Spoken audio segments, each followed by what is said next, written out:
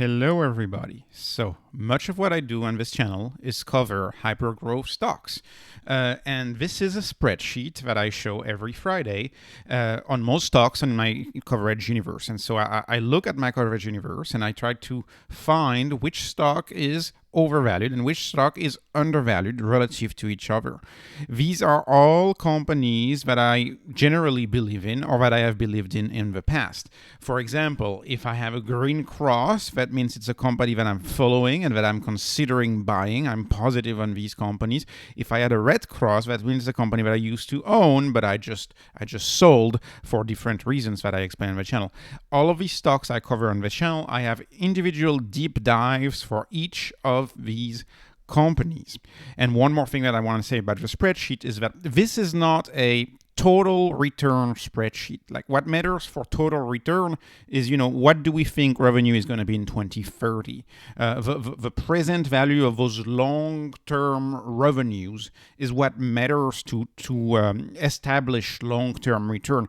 That's not the goal of this spreadsheet. The goal of this spreadsheet is to simply answer what is the most undervalued stock right now compared to all of the other stocks. And this is a spreadsheet that only goes 4 quarters out, right? I'm only predicting revenue growth based on the analyst and based on guidance. I'm only using that revenue growth within 12 months, right? I'm not predicting anything beyond 12 months. And if you're new to the channel, let me just go quickly again as to why I use the metrics that I use, right? So I focus on growth stocks. Much of the channel is covering growth stocks. And so why do I focus on growth stocks? Because the channel is beat the denominator. I want to beat monetary printing. I want to beat monetary inflation. I estimate that monetary inflation is about 15% a year through base money and M2 and euro dollars. So I want to beat that. And in order to beat that, I'm seeking 30% total annual return. The only way that I think you can do that in the stock market, in my humble view, is that you have to invest in hyper growth stock. You have to invest in trends. You have to invest in the future. And you have to invest in where the world is headed. So one of the most important ratio and derivative of ratio is enterprise value over gross profit. And then I insert revenue growth at the end. So why do I use enterprise value? I use enterprise value because I want to penalize companies with debt. And we just saw with the events of today with Silicon Valley Bank how important it is to remove debt out of a company's valuation. So, for example, if I were to say add a company like GM, for example, I would have to add back the debt of GM, which would make GM crazily overvalued because GM would have an enterprise value of almost $300 billion because they have so much debt, right? I penalize companies that have a lot of debt. That's why I use enterprise value. I think it's better than market cap for my type of investing. And then why do I use gross profits? Because I don't invest in companies who trade on aspirations, total addressable market. I don't invest in those companies. So I don't invest in companies that are too early, that are in the product development stage. But I also don't invest in companies that, have 90% of a developed market that are going to be trading based on price to earnings ratio. I only invest in companies that are optimized for gross profit, which is why for me it's the most relevant metric to use. And in a nutshell, the type of investing that I do, and that I've done for actually almost 10 years is I try to go in a company when we can see that revenue growth pick up, when we can see that 50% revenue growth. And I go into that company and I ride that revenue growth, right? Revenue growth being a proxy of product adoption, right? This is the product adoption curve. As the product is adopted, I ride the revenue growth. And as soon as I see serious sign that the growth is slowing down and that the company is reaching its maximal market share, that's when I exit the stock. And the goal is to exit the stock early enough before the price to sales, before the price to gross profit ratio normalizes, before we have that compression in the valuation ratios. I try to get out early. So this is for most companies that I have in this chart. I believe this is a 10-year period. Maybe some of them have more than a 10-year period, but that's why my typical holding period for a stock is between 5 and 10 years, no less, and I try to catch them early. So Now that we know this about the spreadsheet, let me answer the question for right now and across the next year, which are the stocks that I find the most undervalued? So not long-term total return, right now, simply right now. So right now, the stocks that I find undervalued are StoneCo. StoneCo is still my number one, the fintech of Brazil. They have the Square payments of Brazil. Then I have HIMS. HIMS has been consistently the cheapest stock in my spreadsheet ever since I have started investing in HIMS. The market is sleeping on this company and not noticing this company, even though they have a lot going for them. SoFi. Now, if you follow my spreadsheet, you know SoFi is a newbie. Do you know why SoFi is the cheapest now? Because, of course, of Silicon Valley Bank and the fear that is spreading. And so SoFi has sold off almost 30%, not quite, like 25%. So that's why it's actually now one of the cheapest. Then Nubank is one of these Brazilian stocks yet again that is entirely ignored. So it begs the question: why are Brazilian stocks trading so cheap? Figs, I covered Figs. Figs is a lifestyle stock, that rides a lifestyle trend. Figs is nursing clothing.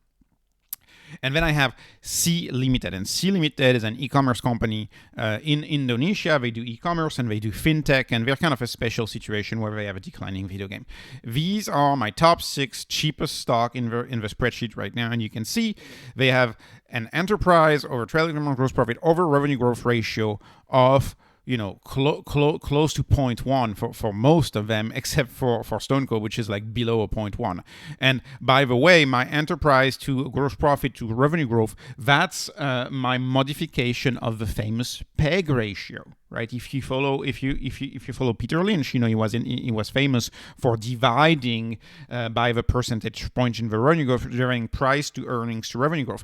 Well, my own version of that is enterprise value to gross profit to revenue growth, because I care about enterprise value and gross profits much more than I care about market cap and earnings. And so this is my modification of the ratio. And of course, a very good ratio is going to be a ratio under 1. Typically, you want it's how much are you paying for each percentage point of growth. How much are you paying for each percentage point of revenue growth? That's what I'm trying to answer here over the next 12 months. And you obviously don't want to pay as much. So that's why it's called undervalued. So, okay, based on that, which are the most overvalued stocks? So right now, the most overvalued stocks are Nvidia. Still, I don't understand why it's trading so high. I think it has everything to do with AI hype, and Shopify. Shopify has always been a very expensive e-commerce stock. So that's not abnormal to see that. Nvidia, I've sold out. I used to own Nvidia. I have sold out of Nvidia. The only reason why I have a green cross here is because I'm hoping to get back in if it drops again. All right. So let me now go through each individual stock and do a quick commentary about their valuation. Let's get started. So first, Tesla, Enphase, and STEM. STEM is a leading installer of Tesla Megapacks and Chinese Megapacks. So right now the cheapest is STEM, but I still haven't made a decision on STEM. There's a lot of risks on STEM. It's a very, very small company. So I will just keep my comparison to Tesla and Enphase. Noteworthy, this week, Tesla got cheaper than Enphase. So my energy revolution stocks, I am funneling money towards Tesla again and not towards Enphase. So that's kind of how I'm doing it, how I've shifted. It's now cheaper. You're now paying less for each percentage of growth for Tesla. They trade really closely together, Tesla and Enphase, by the way. By the way, these are my 2 tier 1 convictions. So these are my highest convictions out of all of this spreadsheet. Okay, moving on. HIMS. HIMS is almost a tier 1 stock for me. HIMS, the position is getting high for me right now, because HIMS, to me, checks all of the boxes that are looking for in the stock. It really should be trading like a SaaS company. They have a recurring revenue. They have a great product resonating with a customer, and they're still extremely, extremely cheap. At enterprise over gross profit are just a 5. But then if you account for growth, which they've sandbagged, by the way, you're paying the second cheapest growth cost per percentage point of growth. So it's pretty impressive. Teladoc, I've sold out of Teladoc. I'm very disappointed in the growth of Teladoc. I don't know if I'll ever get back into Teladoc. I'm not happy with it. I think it is expensive given that the growth is pretty much nil right now in Teladoc. All right, going on to my data warehouses and data monitoring stocks.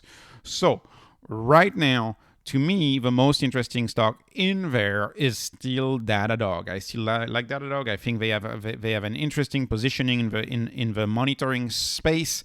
I think they're better than the competition. They're still growing very fast, even though they sandbagged their guidance at like 24%, which I don't believe, which is why I've put my view of what it's going to be. Snowflake, I've sold Snowflake. I found the share buyback to be very disrespectful. Snowflake was the company that was trading so high that I don't think it should have cut its guidance, but it sees a slowdown. So then why would I buy Snowflake when I can have the same growth somewhere else for twice as cheap? So I prefer getting the growth for twice as cheap. MongoDB, kind of the same story as Datadog, gave poor guidance, but I think the company is very, very well placed in the space. And then I have kind of an outlier here, which is Palantir. But if you follow the channel, you know that I mostly invest in Palantir because of a government business. I really believe the government business provides me with a great edge to the portfolio that I can't get anywhere else. And you also get an option on Foundry and their future data OS platform or operating system for a modern enterprise platform. So you get an option on that, but you get the strong military business, which I think is a good edge for my portfolio. And the growth is actually decent for Palantir now. But now that you see that so many companies have their growth, and we'll see when we get into the lower segment here on my chart. Okay, moving on. Cybersecurity. I love cybersecurity stocks. I believe it is the last thing that companies will stop investing in. And we have clearly seen that with CrowdStrike. CrowdStrike gave us amazing guidance, long-term guidance, 3 years out. I still believe CrowdStrike is the best buy in there. I have a small position in Zscaler and a small position in Cloudflare. I am not adding to them. I am especially impressed and I guess concerned for my Zscaler position when I see the progress that Cloudflare Net is making into the zero trust space. So I'm waiting to see what's going to happen between those two. I'm happy owning those two, and the market is big enough probably for two players. But Cloudflare to me is a credible competitor to Zscaler. So we'll see how this evolves.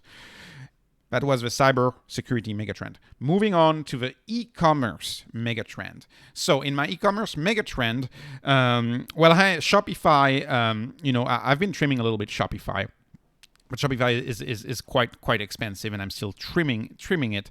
And my favorite company out of all of the e-commerce stock, I've also covered Coupang on the channel, but I didn't put it in there, is still MercadoLibre. I still think MercadoLibre is the most interesting with its positioning in Brazil. But the second most interesting would be C Limited. But C Limited ran up this week, right? So I'm kind of done buying C Limited because I think it's still close to MercadoLibre, and MercadoLibre is still leading much more in its market than C Limited is leading, because C Limited has the issue of this gaming division that is losing revenue, and losing players really, really fast. And so I find C Limited just a tad riskier. Shopify, I'm trimming. Shopify really got ahead of itself and has really become an expensive stock.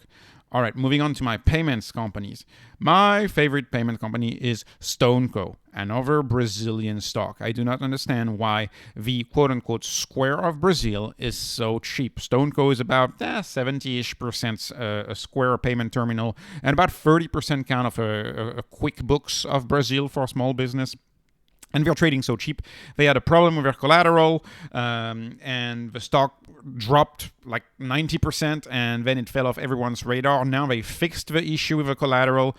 They've took the losses that they had to take. They are back on solid footing. They replaced the CEO, but the stock has not came back from that whole despair. Noting that StoneCo is interesting because it has both Warren Buffett and Cathie Wood as investors in the stock. DLocal, I've owned DLocal, but I'm not doing much to DLocal right now. I am waiting to see how the CEO addresses the short report. There's been a short report against DLocal, and I'm waiting to see what the CEO has to say about that. And we'll see, because the stock has still lowered quite a bit since that short report. And so it's a little riskier right now, so I'm not touching DLocal. Square, I had it to Square a while back. I have a good position in Square. I'm happy about Square. I think Square is really competing in the consumer banking space. I think their Cash App is very compelling. More and more Gen Z. There's actually 80 million Gen Z users who use Cash App in the United States. Not Gen Z, all generations, but there's 80 million users who use Cash App, and Gen Z are putting direct deposit and earning their paycheck, their salary on the Cash App. So I think Cash App is very, very promising. Okay, moving on to the chip makers, right? Another major mega trend for chip makers. I used to own Nvidia. I sold Nvidia. I still have AMD. I was buying AMD all around January, and I'm satisfied where the position is, and so I'm not touching AMD. I am monitoring AMD though, because I wouldn't want it to get to like the 70 or the 80 per percentage point of growth in my ratio here. I wouldn't like that, and I would consider even trimming AMD if it got like close or past a 1. I believe AMD is the better buy right now, clearly among the chip makers, but they're both of them are riding a major mega trend, and I think they will both benefit from that mega trend. Moving on to my ad tech. So of course we're in a recession right now. Companies do not spend much money on ads. I am not doing much to these position. I had been trimming just a tad of Teladoc, but my trims are very small. Each time it's less than 5%. I've made a video about this explaining my approach to trimming, how trimming is a way for me to tweak the portfolio without making any sudden moves that could really hurt me. So it's kind of a protection mechanism that I have to tinker with my portfolio. But I haven't been touching much my Pubmatic and my trade desk. Be careful with Pubmatic. Pubmatic, outstanding company. They actually have a cheap PE ratio. I mean, they're very deep value right now. But with the ad space and the ad tech right now, we don't know what can happen. All right, moving on to lifestyle. So if you follow my channel, you know that I like to be invested in cultural trends, in lifestyle stocks, what I call lifestyle stocks. And clearly, Celsius is very expensive. Celsius continues to really baffle me, because they're in the toughest industry ever. Celsius is an energy drink if you're not in the US. They're kind of competing against Monster, more of a fitness focus. And it's amazing that they've gotten this big and that they've went this far. And so I think owning Celsius is really capitalizing on this fitness lifestyle that they embody. And they're all over the US right now, and they're still doing extremely well. But you have to get around that valuation. The valuation on a growth adjusted basis is not that high, but on an absolute basis, it's pretty expensive for a company that is not for an industry that is notoriously difficult to invest on. Figs. I like Figs. I know Figs has had growth that has stalled, but I think Figs could be the next Lululemon, right? They focus on scrubs for doctors, nurses, and they want to make these scrubs more stylish. And if you're interested in that company, Ron Barron actually invested more than $100 million in the company, and I think they have such an interesting positioning and option on a future cultural trend, I believe, and it's really dirt cheap right now. So going back to this idea of product adoption that I was showing, like if you look at Lululemon, if you had bought Lululemon before the adoption of yoga pants and yoga pants becoming widespread, right? You could have ridden that product adoption curve. You could have ridden it for like almost 15 years. If scrubs become a widespread piece of apparel that a lot of people buy, you could ride that curve, that cultural lifestyle curve for a decade plus. Okay, moving on. My neobanks. I believe in neobanks. I believe banks are going digital. Branches are not the way to go. I have fundamental beliefs about that. And I have two plays. One for Nubank, for Latin America, mostly Brazil, but we're doing well in Mexico right now, Nubank. And I believe Nubank is dirt cheap. And SoFi is the same way. SoFi is extremely cheap right now. So both of these stocks are very cheap. And yet they have a true disruptive potential. So I like both of them. I have a full position with SoFi, so I'm not adding to SoFi, but I've been adding to Nubank. It's inexplicable to me why the stock is still in like the high fours, despite the amazing quarter that they've reported. And the last type of stocks, the last mega trend that I invested is platforms. We are moving from asset-heavy companies to platforms. I believe platforms are one of the mega trends that we can ride in today's world. And there's 3 platforms that I like. I like Airbnb, and I own Airbnb. I haven't touched my position, but I think Airbnb is well positioned for the future. There's still a lot of pent-up demand for travel. Airbnb is also a low-cost option if you travel as a family. Very important to note that. And there's 2 stocks that I'm looking at right now, which are Etsy and Fiverr. The better buy out of these 2 would be Fiverr, and then it would be Airbnb. And Etsy right now is very expensive, and I'm waiting and seeing what I'm going to do with Etsy. But I think Etsy is a very, very interesting positioning, capturing a share of a market that has not been captured that much by players like Amazon right now. So anyways, this was my spreadsheet. I hope you enjoyed this quick overview of stocks. I hope you're not, too worried. I'm a little worried about the Silicon Valley Bank, which is why I've been covering it. But anyways, this is not investment advice. This is just entertainment. Appreciate your likes. Appreciate any subscriber that I have. All my subscribers I appreciate. Thank you so much for watching. No investment advice. Have a great day.